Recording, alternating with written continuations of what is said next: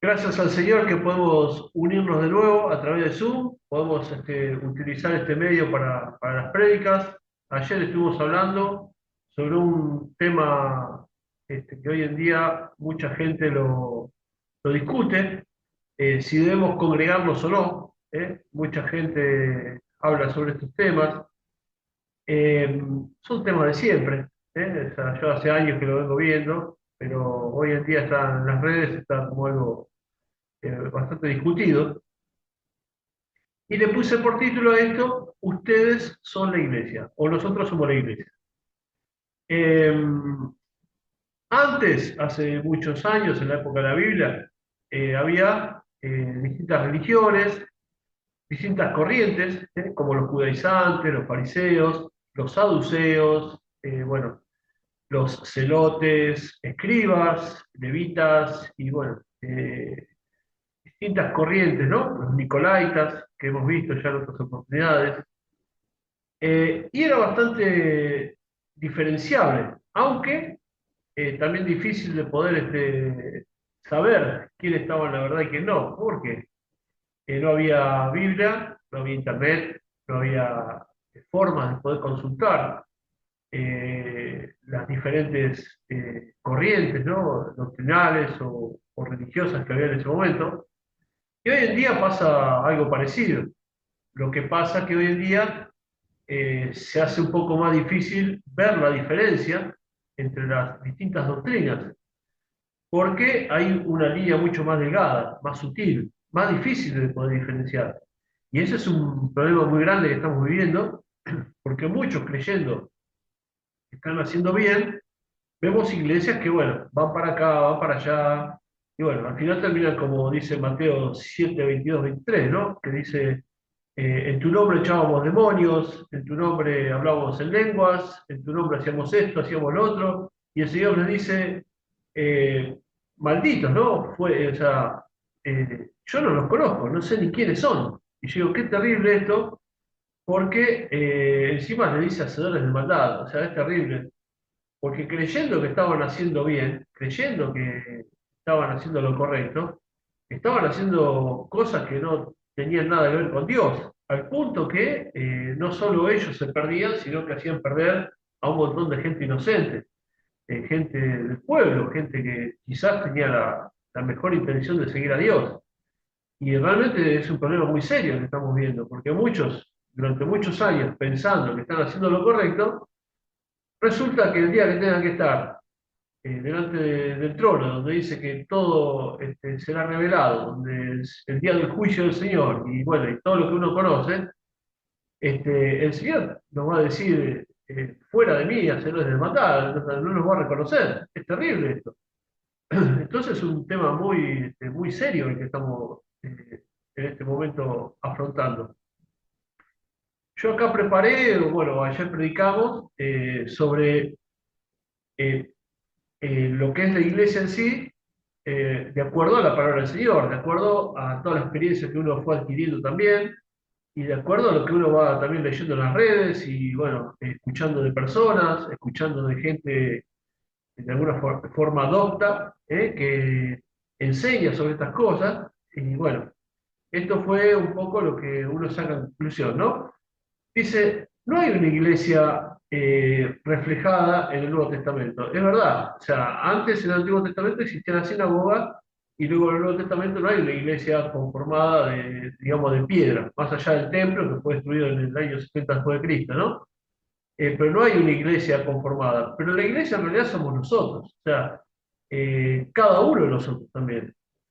Eh, pero hay varias connotaciones que tenemos que saber, ¿no? Dice, el texto áureo, por ejemplo, que tenemos que conocer es Hebreos 10:25, ¿no? Que dice lo siguiente: no dejando de congregarnos, como algunos tienen por costumbre, sino exhortándonos, y tanto más cuanto veis que aquel día se acerca.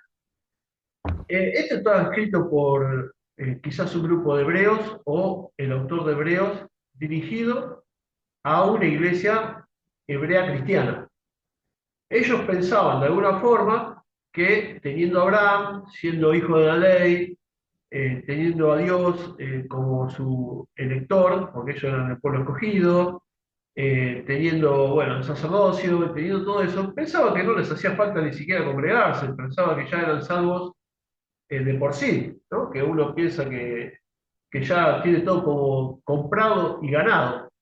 Y realmente eso no es así, porque ya les vuelvo a repetir, el autor o autores de Hebreos les está diciendo no se dejen de congregar. Congregarse es juntarse, unirse en un mismo espíritu, ¿no? Congregarse. Eh, y si lo contrario sería división, sería disgregarse, ¿eh? Eso sería lo contrario. Como algunos tienen por costumbre, evidentemente todos tenían distintas costumbres, tenían distintos palos, como se dice, y tenían la costumbre quizás de quedarse en la casa.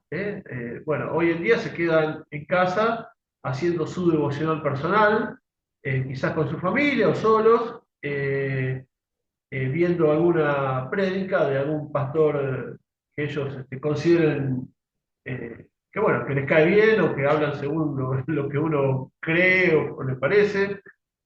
Bueno, otros leen la Biblia en su casa. Bueno, tantas cosas, ¿no? Como esta.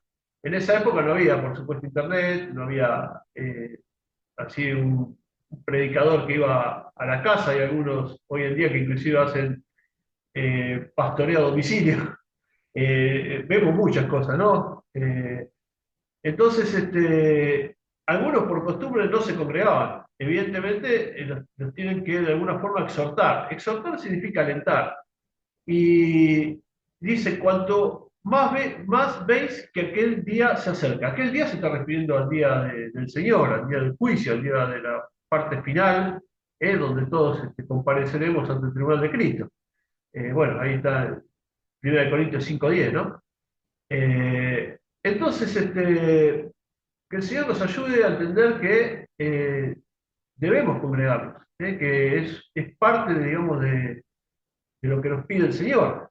No es que es un invento la iglesia, si bien la iglesia somos nosotros y somos templo del Espíritu Santo, pero debemos exhortarnos, alentarnos unos a otros a juntarnos, a congregarnos, porque usted el primer día lee la Biblia, el segundo día ora, el tercer día hace un devocional.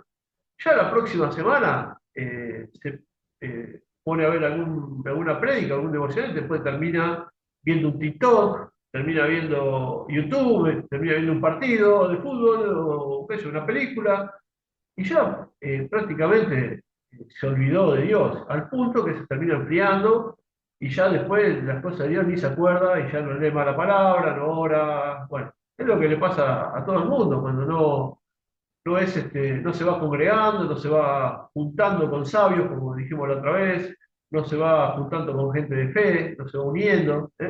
Entonces es como decía un pastor que teníamos antes, decía, había un brasero y bueno, y saltó una de las brasas fuera del brasero, porque bueno, porque explotó, y bueno, él comenzó a ver que la brasa se empezaba a apagar, la brasita que estaba sola.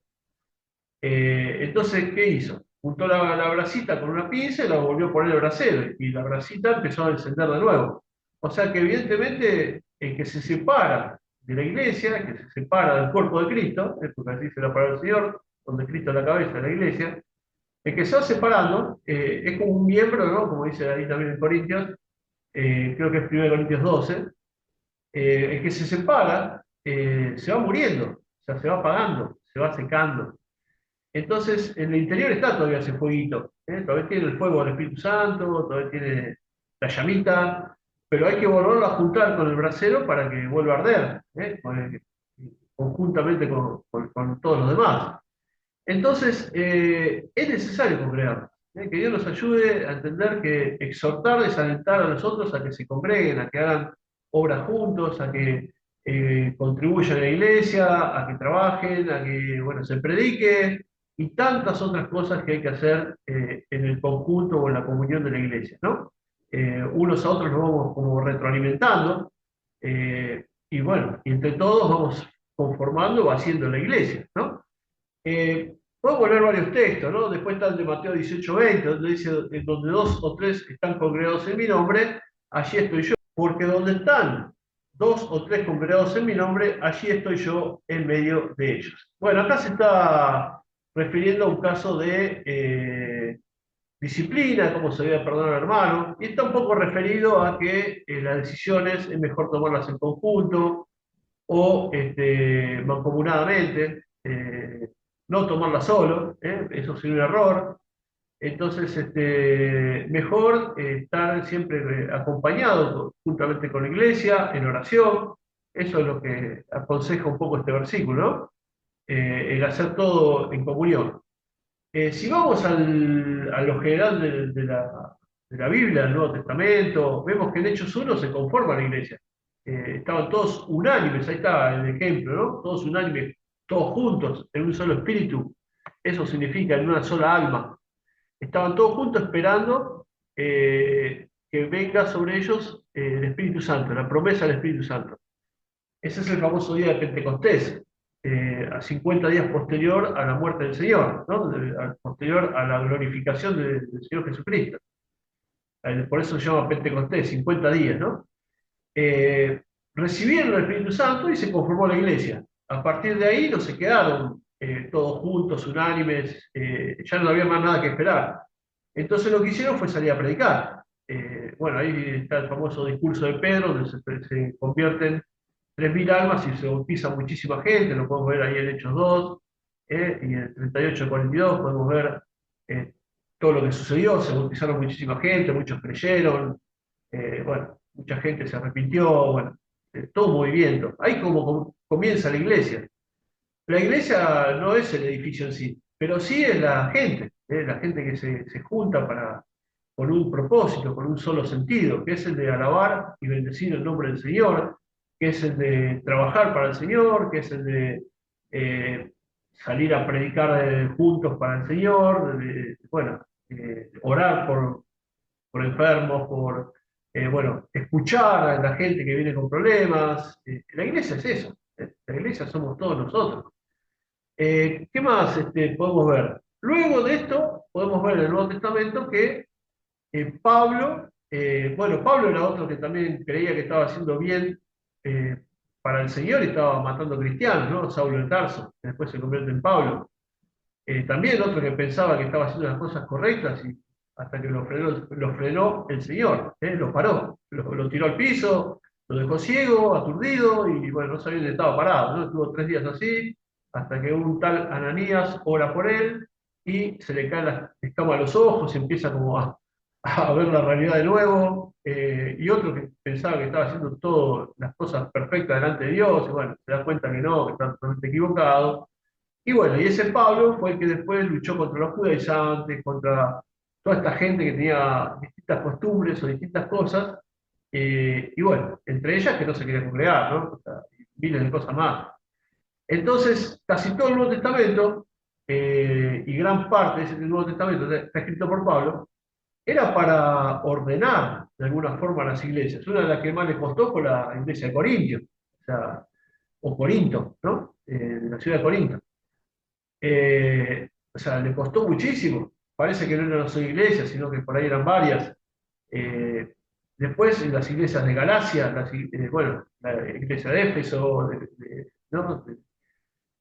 O sea, tantas cosas que tuvo que hacer Pablo y habla mucho de la convivencia dentro de la iglesia, ¿no? Entre los amos y los siervos o los esclavos, entre el pastor y la congregación, entre hermanos, al punto que dice, ¿no? El uno eh, dice, si bien se muerden unos a otros, pero cuidado, no se vayan a consumir unos a otros, ¿no?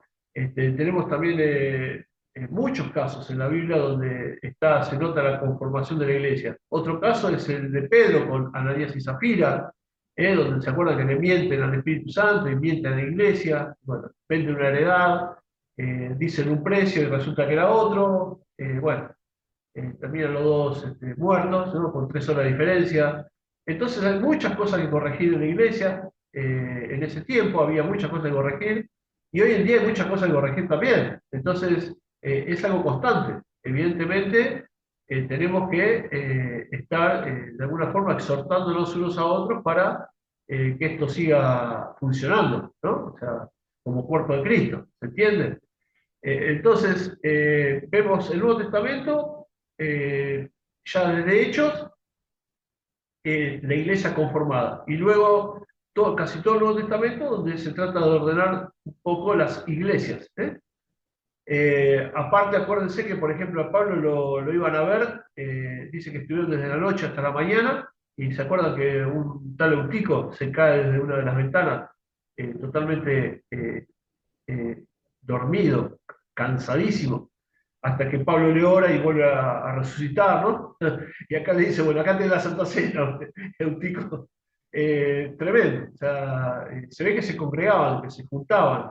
Inclusive iban a las sinagogas también, iban a predicar el Evangelio. Lo vemos a Pedro, a Juan, lo vemos a Pablo mismo, al mismo Jesús iba a predicar a las sinagogas. O sea que se trataban de juntar, ¿no? Se trataban de unir como cuerpo. Entonces, si bien no hay una iglesia reflejada así como edificio, pero sí vemos una iglesia conformada por hombres, donde se juntaban, se unían, todos trabajaban hacia un mismo sentir, hacia un mismo lugar, para Dios, ¿no? Y todos se juntaban también para alabar y bendecir y adorar el nombre del Señor, ¿eh? Así que bueno, esto en cuanto a la iglesia. Así que sí es necesario congregarse, es importantísimo, es una de las partes que tiene que cumplir todo creyente, todo cristiano, tiene que pertenecer al cuerpo de Cristo, a una iglesia, donde la cabeza es Cristo, así dice la palabra del Señor.